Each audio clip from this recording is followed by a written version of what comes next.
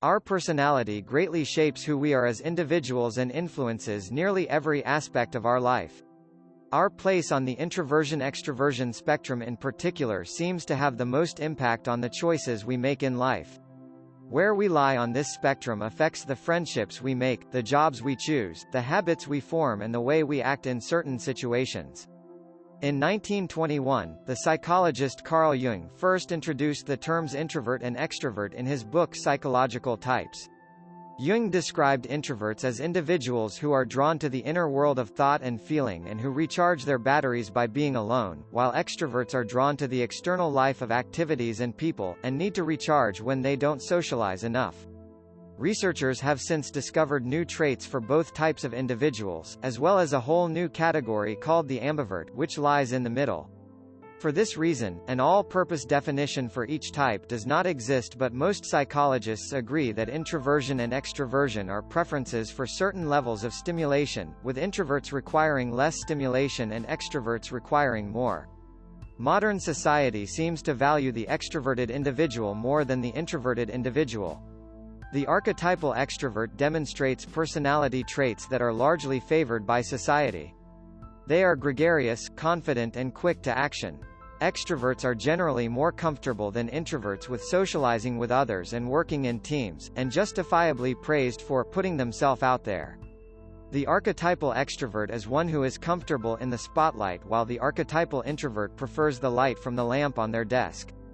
While it may be that most people are not indeed pure extroverts or pure introverts and lie somewhere in the middle of the spectrum, the fondness for people who exhibit extroverted traits has been demonstrated by studies which show that talkative people are judged as smarter, better looking, and more interesting.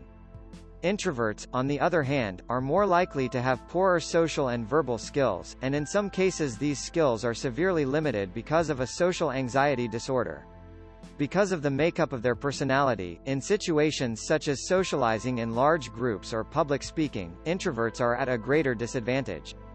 Public speaking is an introvert's nightmare, but according to the DSM-4, the Diagnostic Manual for Mental Disorders, fear of public speaking is not just an annoyance, but a disease too. It is for these reasons that in a culture that merits verbal fluency and sociability, introversion has the potential to become a second-class personality type. In some situations, however, extroverted traits aren't always advantageous. While increased talking is generally associated with a greater level of insight, studies reveal that there is in fact no correlation between the two. In one study, a group of students were asked to solve math questions together, and then asked to rate the intelligence and judgment of one another. The results showed that the students who spoke first and most often were consistently given higher ratings than those who were less talkative. When looking at their suggestions, however, the talkative students were no better than the quiet students. In fact, in a separate exercise the quiet students were rated as more creative and analytical. Other studies show that extroverts are more sensitive to rewards. Because of this, they are more likely than introverts to take part in risky behavior to fulfill their ambitions, and therefore more inclined to make impulsive decisions. These studies suggest that because introverted individuals are drawn to the internal world of thoughts, a life of the mind, they are more likely to reflect before they act. In certain situations, such as in a conflict, this predisposition to contemplate the outcomes is favorable. Indeed, a balance between reflection and action should be ultimately desired. For this reason, when a culture values the action of the warrior extrovert, it should work to remember also the power of the worrying introvert. Where an individual lies on the introversion-extroversion spectrum is largely determined by their temperament. Temperament is inborn and biologically based, and therefore whether you are an introvert, extrovert or ambivert is determined by nature. Personality emerges from temperament and is more complex, less stable, and alterable by cultural influences and life experiences. For this reason, while an individual may possess the biological and behavioral patterns of an introvert, they have free will, and therefore possess the ability to incorporate extroverted traits into their personality. The psychologist Jerome Kagan hypothesized that an excitable amygdala causes an individual to have an introverted temperament. The amygdala is a structure located deep in the limbic system of the brain. The limbic system is also found in animals, and it underlies many of the basic instincts that we share with animals such as appetite and fear. The amygdala receives information from the senses and signals to the rest of the brain how to react. It is especially sensitive to threatening stimuli in the environment and triggers the flight or fight response. Kagan believed that individuals with a highly reactive amygdala would be more sensitive to stimuli and present physiological reactions like increased heart rate and temperature, dilated eyes and higher blood pressure. In a study launched in 1989, Kagan and his team exposed 4-month-old infants to a variety of stimuli such as bursting balloons and colorful dancing mobiles. They recorded their reactions and found that about 20% cried and pumped their arms and legs energetically. Kagan called these infants high reactive and predicted that they would grow up to be introverts. Indeed, many of these infants grew up to develop quiet, shy, serious and cautious personalities. High reactivity and specifically excitability of the amygdala may be just one of many biological causes of temperament, but investigations into physiology suggests that introverts are more sensitive to external stimuli.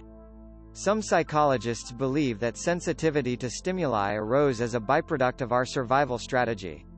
Evolutionary biologists have found that along with humans, other animals can be divided into two groups, those who are more sensitive to stimuli and who prefer to watch their surroundings, and those who are less sensitive and prefer to act.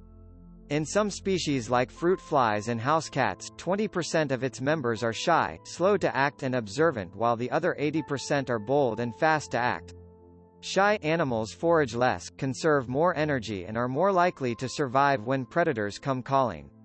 Bold animals, though more likely to be eaten, take greater risks and are more likely to survive when food is scarce. For these reasons, both traits are advantageous for an animal's survival. It is often the case that the bold members of our species are most valued, but the abilities of those who possess a shy predisposition should not be ignored. In Kagan's studies, he found that when high reactive infants grew up to be children, they tended to think and feel more deeply about their everyday experiences. These children were more likely to spend time in observation of other children and contemplate the actions of themselves and others. Studies show that when a high reactive child accidentally breaks another child's toy, they feel a more intense mix of guilt and sorrow than low reactive children. The connection between sensitivity and conscience has been further established by other studies.